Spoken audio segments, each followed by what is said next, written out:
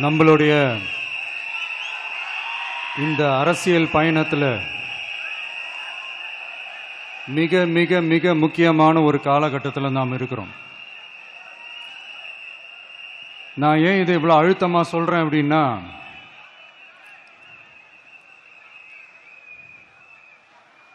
ஏதோ அழுத்தம் இருக்குமோன்னு நினைக்கிறீங்களோ?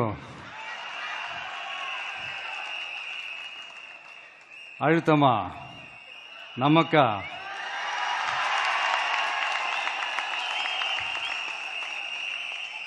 இந்த அழுத்தத்துக்கெல்லாம் அடங்கி போற ஆளா இந்த ஆளு? இந்த மூஞ்சா பார்த்தா அப்படியே தெரியுது உங்களுக்கு?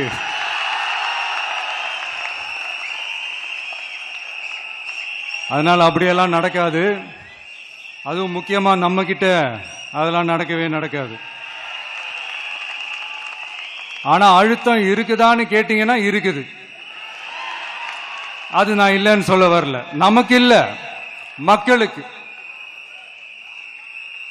தமிழ்நாட்டை இதுக்கு முன்னாடி ஆண்டவங்களும் சரி பாஜகவுக்கு அடிமையா தான் இருந்திருக்கிறாங்க. சோ அவங்கள நம்பி ஒரு பிரயோஜனமும் இல்லை. இப்ப ஆண்டுகிட்டு இருக்கிற இந்த திமுக அரசாச்சும் நமக்கு ஏதாவது செய்வாங்கன்னு பார்த்தா இவங்களும் அவங்கள மாதிரியே தான். இன்னும் சொல்ல போனா ஒரு படி மேல, இன்னும் மோசம். அவங்களாச்சும் நேரடியா சரண்டர் ஆகி இருப்பாங்க, இவங்க மறைமுகமா சரண்டர் ஆகி இருக்கிறாங்க. அவ்வளவுதான் வித்தியாசம். அதனால நீங்க பாத்தீங்கன்னா அவங்களோட அந்த வேஷம் கலைஞ்சிடக்கூடாதுன்றதுக்காக இந்த கலர் கலரா கவர்ச்சிகரமான இந்த அறிவிப்புகள்லாம் வெளியிடுறாங்க. நோட்டீஸ் பண்ணியிருப்பீங்கன்னு நினைக்கிறேன்.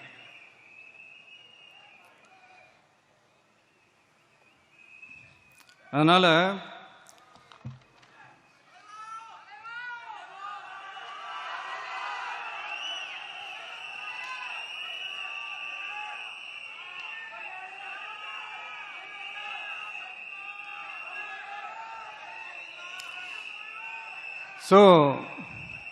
இவங்க எல்லாரும் இப்படியே இருக்கிறாங்களே, நமக்காக உண்மையா உழைக்கிறதுக்கு யாராச்சும் வந்துட மாட்டாங்களா அப்படின்னு மக்கள் ஒரு விதமான அதை வெளியில சொல்ல முடியாத ஒரு அழுத்தத்தில் இருக்கிற நேரம் இது.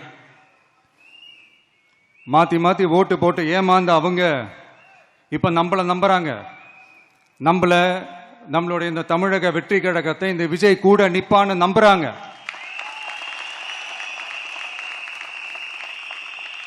நம்மள நம்புறவங்களுக்காக நாம நம்பிக்கையோடு இருக்கணும்ல. அப்படின்னா இது முக்கியமான, மிக மிக மிக முக்கியமான ஒரு காலகட்டம் தானே. அதனாலதான் அவ்வளவு அழுத்தமா நான் சொன்னேன். இந்த தேர்தல், இந்த கூட்டணி, இதெல்லாம் பத்தி நிறைய இந்த ஹேஷியங்கள் ஜோஷியங்கள் எல்லாம் நடந்துகிட்டு இருக்கு இல்லையா? என்னப்பா இந்த விஜய் இப்பதான் வந்திருக்கிறாரு, இவரு கூட எல்லாம் யாரு வரப்போறா, அவங்க வரமாட்டாங்க, இவங்க வரமாட்டாங்க, அப்படி இப்படின்ட்டு நம்மளை பத்தி ஒரு அண்டர் எஸ்டிமேட் பண்ணிட்டு இருக்காங்கல்ல. அதுனா நமக்கு புதுசா என்ன? 30 வருஷமா நம்மளை அண்டர் எஸ்டிமேட் பண்ணிட்டு தான் இருக்கிறாங்க. ஆனா மக்கள் கரெக்டா நம்மளை எஸ்டிமேட் பண்ணி ரொம்ப அழகா, ரொம்ப அக்கறையா, ரொம்ப தெளிவா, ரொம்ப தீர்க்கமா நமக்குன்னு ஒரு இடத்தை கொடுத்திருக்கிறாங்கல்ல. எப்படி? என் கேரியரின் உச்சமான ஒரு இடத்தை கொடுத்திருக்கிறாங்கல்ல. அதை இந்த நாடே பார்த்துக்கிட்டு இருக்குல்ல. ஏன் அப்படி எனக்கு அந்த இடத்தை கொடுக்கணும்? ஏன்னா இந்த விஜய் நம்ம பிள்ளையாச்சே, நம்ம அண்ணனாச்சே, நம்ம தம்பியாச்சேன்னு சொல்லி அவங்க மனசுல அப்படி தோணுது. அதனாலதான் நமக்கு அப்படி ஒரு இடத்தை கொடுத்து உள்ளன்போடு அள்ளி நம்மளை அரவணைச்சுக்கிட்டு இருக்கிறாங்க. அப்படி நம்மள நம்புறவங்களுக்காக நாம உழைக்கிறதே அது ஒரு பழக்கமாகி இப்ப அதுவே என்னுடைய ஒரு ஒரிஜினல் கேரக்டராகவே மாறிடுச்சு. இத்தனை வருஷமா இருக்கிற அந்த உழைக்கிற மாறும், அதெல்லாம் மாறவே மாறாது. அரசியலுக்கு வந்ததுக்கு அப்புறம் சரி, ஆட்சி அதிகாரத்துக்கு வந்ததுக்கு அப்புறமும் சரி, ஒன்னே ஒன்னு சொல்ற, எழுதி வச்சுக்கோங்க. இதுக்கு முன்னாடி இருந்தவங்க மாதிரியோ இல்ல இப்ப இருக்கிறவங்க மாதிரியோ ஊழல் செய்யவே மாட்டான்.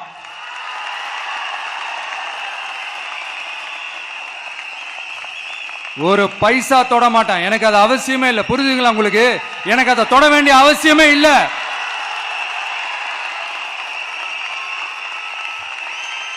ஒரு துளி ஊழல் கரை கூட படியவே படியாது, படியவும் விட மாட்டான். நீங்க கேட்கலாம், இது என்ன சினிமாவா, இதன முதல்வன் படமா, ஒரே நாள்ல வந்து இவர் எல்லாத்தையும் கிளீன் பண்ணிடுவாரான்னு நீங்க கேட்கலாம். ஓகே, பிராக்டிகலா அது பாசிபிள் இல்லதான், but it is a process, right? It is a process. இப்படி எதுக்குமே ஆசைப்படாத ஒருத்தன் அரசியலுக்கு வரான் அப்படின்னா, அவன் கண்ணு முன்னாடி ஏதாவது ஒரு தப்பு நடக்குது அப்படின்னா, அவன் கண்ணு முன்னாடி ஏதாவது இந்த மாதிரி ஒரு ஊழல் நடக்குது அப்படின்னா, அதை பார்த்துக்கிட்டு அவன் சும்மா இருப்பான்னு நினைக்கிறீங்க?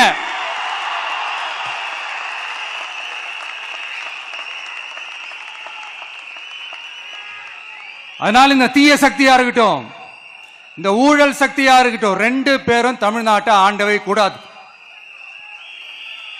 அப்படிப்பட்ட இந்த கட்சிகளை உண்மையா தில்லா எதிர்க்கிற அந்த கட்ஸும் கெத்தும் நம்ம கிட்ட மட்டும்தான் இருக்கு.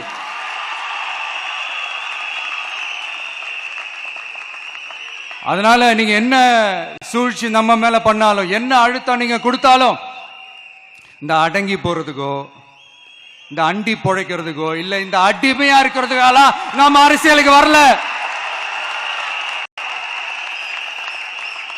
என் மண்ணுக்கும் மக்களுக்கும் யார் என்ன தீங்கு செஞ்சாலும் அதை எதிர்த்து அவங்க கிட்ட இருந்து நம்ம மக்களை பாதுகாக்கிறதுக்காக தான் நம்ம அரசியலுக்கே வந்திருக்கிறோம்.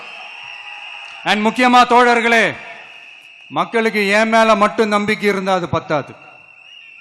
என் கூட டிராவல் பண்ற என்னோட எல்லா தோழர்கள்கிட்ட அந்த நம்பிக்கை வரணும்.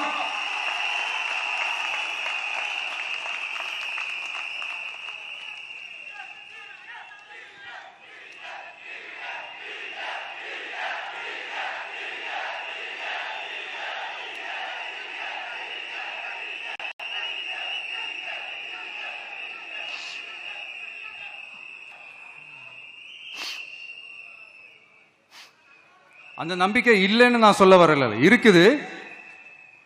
ஆனா அதை தொடர்ந்து இருக்கிற மாதிரி நீங்க எல்லாம் நடந்துக்கணும். தப்பு பண்ண யாரா இருந்தாலும் தப்பிக்கவே முடியாதுன்ற அந்த ஒரு பயம் இருக்கணும். எல்லாரும் உங்களை தான் கேட்கிறேன், எல்லாரும் உண்மையா உழைப்பீங்கல்ல?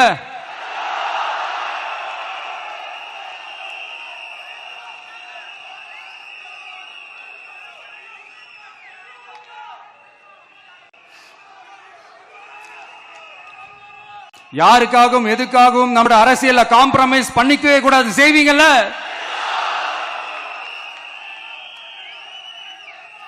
அண்ட் தயவு செஞ்சு எல்லாரும் கொஞ்சம் ஒற்றுமையா இருந்து சேர்ந்து உழைச்சி ஜெயிப்பீங்கல்ல? சரி, நமக்காக நம்ம மக்கள் கண்டிப்பா ஓட்டு போட்டு ஜெயிக்க வைப்பாங்க, அதுல எந்த மாற்று கருத்துமே கிடையாது. அப்படி ஜெயிக்கிறதுக்காக நாம் என்ன செய்ய போறோம்? மக்களிடம்னு செல்னு அறிஞர் அண்ணா அவர்கள் சொன்னதை ரொம்ப டீப்பா சின்சியரா அடாப்ட் பண்றதோட மட்டும் இல்லாம நம்மளோட அரசியல்ல அதை செயல்படுத்தணும். அதுதான் முக்கியம். ஏன்னா இப்ப அரசியல் இருக்கிறவங்க அண்ணாவை மறந்துட்டாங்க. அண்ணா ஆரம்பிச்ச கட்சியும் அண்ணாவை மறந்து சுயநலமா மாதிரி பல வருஷம் ஆச்சு. அண்ணா பேர்ல இருக்கிற கட்சியும் அவரை மறந்து பல வருஷம் ஆச்சு. ஆனா நாம அவரை மறந்துடக்கூடாது. மக்கள் கிட்ட போகணும், மக்களோட மக்களாவே இருக்கணும், மக்களுக்காகவே இருக்கணும். அதுக்காக நாம என்ன செய்ய போறோம், என்னெல்லாம் செய்ய போறோம், அதுக்காக தான் இந்த மீட்டிங். ஆரம்பிக்கலாமா? இந்த ரெண்டு கட்சிகள், ஆண்டு கட்சியா இருக்கட்டும், இப்ப ஆள்ற கட்சியா இருக்கட்டும், அவங்கள பொறுத்த வரைக்கும் பூத்துனா என்ன தெரியும்ல? அவங்கள பொறுத்த வரைக்கும் பூத்துனா கள்ள ஓட்டு போடுற இடம். ஆனா நமக்கு, நம்ம டிவிகேவுக்கு அது ஒரு ஜனநாயக கூடம். அங்க ஜனநாயகம் திருடுறாம நம்ம பாத்துக்கணும். ஒவ்வொரு ஓட்டையும் நம்ம பாதுகாக்கணும். எப்படி பாதுகாக்கிறது? ஒவ்வொரு வீட்டில் இருக்கிற ஒவ்வொரு ஓட்டும் நமக்கு தானே ஃபர்ஸ்ட் கன்ஃபார்ம் பண்ணுங்க. எனக்கு தெரிஞ்சு தமிழ்நாட்டில் ஒரு 2.25 கோடி ரேஷன் கார்டுகள் இருக்கும்னு நினைக்கிறேன். அவங்க எல்லாரும் வேற வேற எந்தெந்த கட்சியில இருந்தாலும் கட்சி வேறுபாடு எல்லாத்தையும் தாண்டி இந்த விஜய் அவங்க வீட்டில் ஒருத்தனா வாழ்ந்துட்டு இருக்கிறான். அவங்க குடும்பத்தில் ஒருத்தனா பார்த்துக்கிட்டு இருக்கிறாங்க. அதனால இந்த கட்சி கிச்சி எல்லாத்தையும் தாண்டி இந்த விஜய் கூட நிக்கணும்னு முடிவு பண்ணிட்டாங்க. அதனால அப்படி முடிவு பண்ண அவங்கள பாதுகாப்பா பூத்துக்கு கூட்டிட்டு வாங்க. நம்மளோட இந்த விசில் சின்னத்துக்கு ஓட்டு போட வைங்க.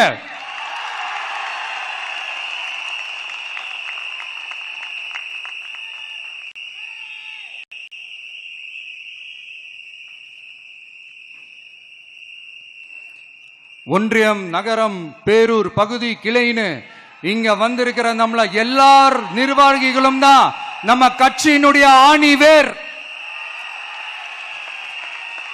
நீங்க எல்லாரும் சுதந்திரமா செயல்படணும், சுதந்திரமா செயல்பட விடணும்.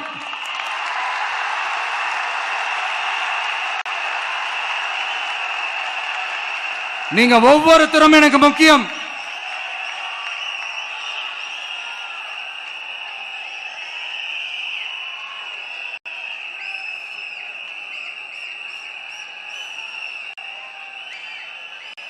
நீங்க தான் நம்மளுடைய இந்த BLAs பூத் லெவல் ஏஜென்ட்ஸோட களத்துல நின்று வேலை பார்க்க போற ஃப்ரண்ட் லைன் வாரியர்ஸ். இப்ப நடக்க போறது வெறும் எலெக்ஷன் கிடையாது, இது ஒரு ஜனநாயக போர். இந்த டெமோக்ராட்டிக் பேட்டில லீட் பண்ண போற கமாண்டர்ஸ் நீங்க தான்.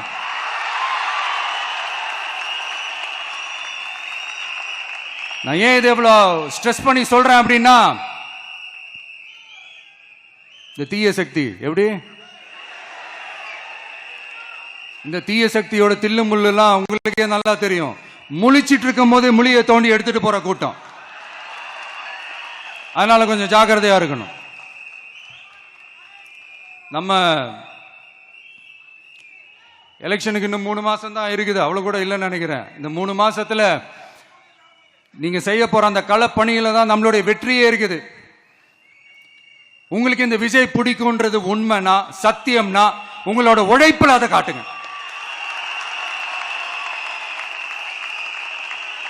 அப்புறம் நாங்க அறிவிக்க போற வேட்பாளர்களுக்கு நீங்க உங்களுடைய முழு ஒத்துழைப்பை நீங்க கொடுக்கணும். கொடுப்பீங்க தானே?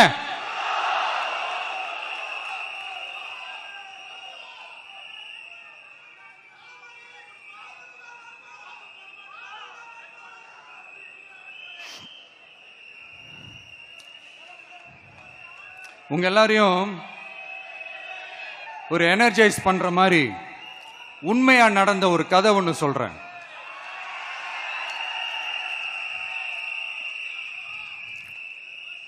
சொந்த நாட்டையே ஒரு கூட்டம் அபகரிக்குது.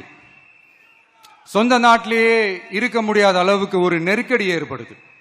ஸோ வேற வழி இல்லாம அந்த நாட்டை விட்டே வெளியே போய் வேற ஒரு இடத்துக்கு போய் காடு மலை அப்படி இப்படின்னு சுத்தி மறைஞ்சு வாழ வேண்டிய ஒரு சூழ்நிலை ஏற்படுது. என்னடா இப்படியே ஓடிக்கிட்டு இருக்குமேன்னு சொல்லிட்டு தன்னோட நட்பு சக்திங்க கிட்ட பேசி ஒரு பெரும் படையை திரட்டிக்கிட்டு அதிரடியா ஒரு போரை நடத்தி அந்த நாட்டையே திருப்ப மீட்டு எடுத்தது யார் தெரியுமா? நம்ம கொள்கை தலைவர்களை ஒருத்தரான ராணி வேலு நாச்சியார் அவர்கள் தான். அவங்களுக்கு அந்த நட்பு சக்தியா கூட இருந்து உழைச்சது சின்ன மருது, பெரிய மருது, சையது, கார்கின்னு சொல்லிட்டு அந்த 3 பேரும் தான். ஆங்கிலேயர் படை, ஆற்காட்டு படை மாதிரி அந்த 2 பெரும் படையை அடிச்சு துவம்சம் பண்ணிட்டு அந்த நாட்டையை திருப்பி மீட்டு எடுத்தது வேலு நாச்சியார். அன்னைக்கு இருந்த ஆங்கிலேயர் படை, ஆற்காட்டு படை மாதிரி இன்னைக்கு என்னென்ன படை இருக்குதுன்னு உங்க எல்லாருக்குமே நல்லா தெரியும். அதனால அந்த 2 படை மட்டும் இல்ல, இன்னும் எத்தனை படை வந்தாலும் எதிர்த்து நின்று ஃபேஸ் பண்றதுக்கு ஒரு நல்ல தலைமையும் இத்தனை சக்திகள் என் கூட இருக்கும் போது, இத்தனை சின்ன மருது, இத்தனை பெரிய மருது, இத்தனை சையது, கார்கிகள் என் கூட இருக்கும் போது நம்ம நாட்டை நம்மளால மீட்டெடுக்க முடியாதான்?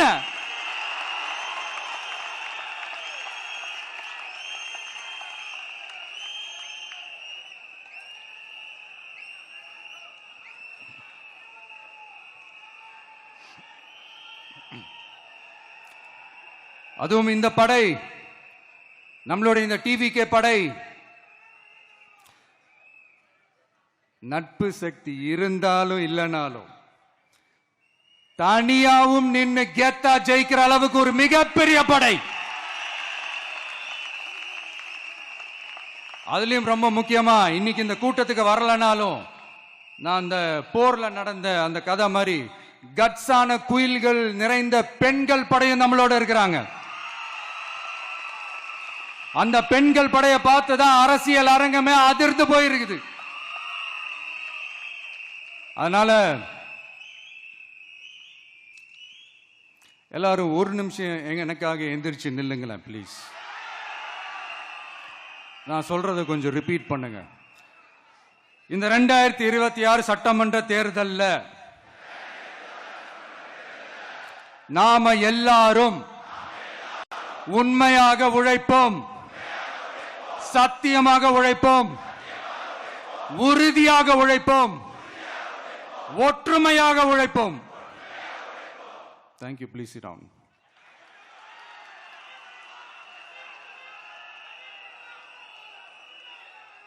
உங்களோட இந்த வார்த்தையை நான் மனப்பூர்வமா நம்புறேன். நான் ஏற்கனவே சொன்ன மாதிரி இந்த வரப்போற தேர்தல் இதுவரைக்கும் தமிழ்நாடு பார்த்திராத ஒரு வித்தியாசமான தேர்தல். நம்மளுடைய படை வரிசையும் அப்படிதான், ஒரு பவர் பேக்ட் ஃபோர்ஸ். இவ்வளவு நாள் இதை நாம மட்டும்தான் சொல்லிக்கிட்டு இருந்தோம். இப்ப கொஞ்சம் கொஞ்சமா அதை வெளியில சொல்ல ஆரம்பிக்கிறாங்க. என்னடா இந்த விஜய் கூட இருக்கிற ஃபோர்ஸை பார்த்தா சாதாரண ஃபோர்ஸ் மாதிரி தெரியல, மிலிட்டரியோட பெரிய ஃபோர்ஸா இருக்குது, வரப்போற எலெக்ஷனை கணிக்கவே முடியல, அப்படி இப்படின்னு சில குரல்கள்லாம் கேட்க ஆரம்பிக்குது. கணிக்கவே முடியலன்னு அவங்க வேணா சொல்லலாம், ஆனா மக்கள் ஆல்ரெடி கணிச்சு முடிச்சுட்டாங்க. அவங்க மனசை நல்லா புரிஞ்சு வச்சிருக்கிற நமக்கு அது நல்லாவே தெரியும். அதனால இந்த எலெக்ஷன் ரிசல்ட்டுக்கு அப்புறம் இந்த தீய சக்தி கிட்ட இருந்தோம், இந்த ஊழல்வாத அடிமை சக்தி கிட்ட இருந்தோம் தமிழ்நாட்டை மீட்டுட்டோம்னு உறுதியா அறிவிப்போம். அதுல என்ன மாற்று கருத்தும் கிடையாது. அதனால என் நெஞ்சில் குடியிருக்கும் தோழர்களே, தோழிகளே, உங்களோட நான் இருக்கேன், நம்மளோட நம்ம மக்கள் இருக்கிறாங்க. இதுக்கு மேல என்ன வேணும்? கான்பிடண்டா இருங்க, நல்லதே நடக்கும், வெற்றி நிச்சயம். மீண்டும் சந்திக்கும் வரை நன்றி, வணக்கம். தமிழக வெற்றி கழகத்தின் வெற்றி தலைவர், தர்மத்தாயின் தவ புதல்வன் தலைவரின் பொற்கரங்களால் ப்ளீஸ் சார், ப்ளீஸ் சார்.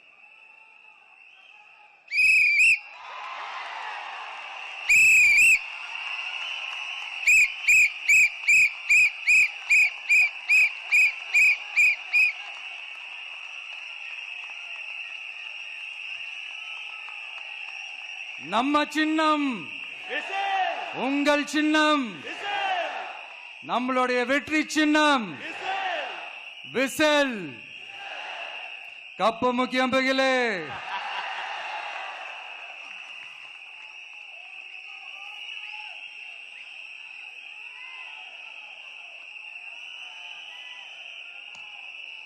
நம்முடைய வெற்றி சின்னத்தை வரலாறு படைக்க போகிற தமிழக வெற்றி கழகத்தின் சின்னத்தை வெற்றி தலைவர் அவர்கள் இப்போது உங்கள் முன்னால்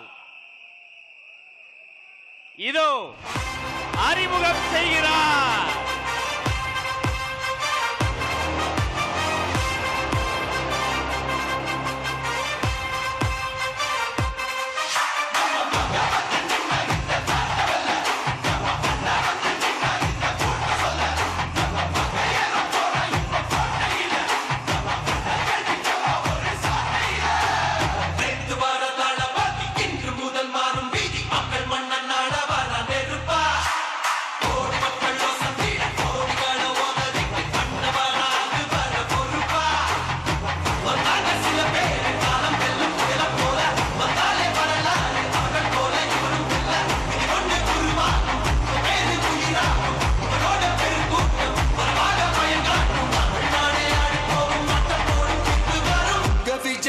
விஜய் உயிரென்ன வரனா,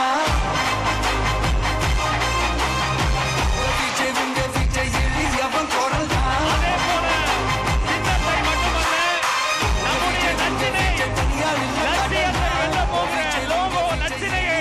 வெற்றி தலைவர் இதோ அறிமுகம் செய்கிறார். வீட்டுக்கு வீடு, வீதிக்கு வீதி, ஊர் முழுக்க உலகம் முழுக்க புதிய சரித்திரம் படைக்க போகிற தமிழக வெற்றி கழகத்தினுடைய தேர்தல் பரப்புரை லட்சினை வெற்றி சின்னம் விசையோடு இதோ.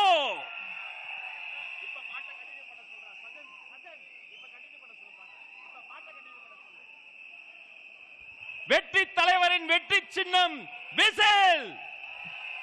உழைக்கும் மக்களின் சின்னம் விசில். பாட்டாளிகளின் சின்னம் விசில். தாய்மார்களின் சின்னம் விசில். தமிழ்நாட்டின் சின்னம் விசில்.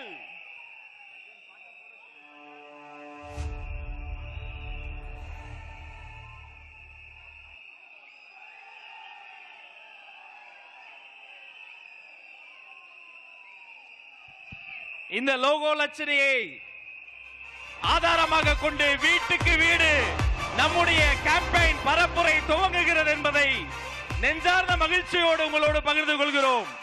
இனி வீட்டுக்கு வீடு விசில்.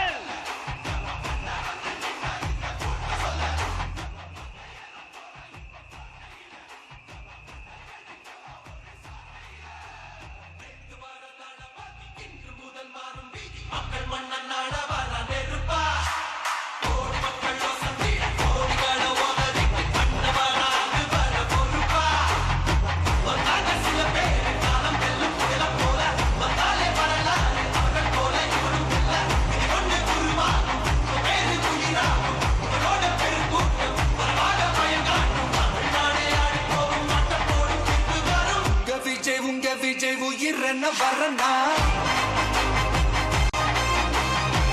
விஜய் உங்க விஜய் எளியவன் குரல் தான் விஜய் உங்க விஜய் தனியார் இல்ல கடல் தான் விஜய் உங்க விஜய் எளியவன் குரல் தான் விஜய் உங்க விஜய் தனியார் இல்ல கடல் தான் மக்கள் தானே மன்னர்களே உனக்கு காட்ட வரனா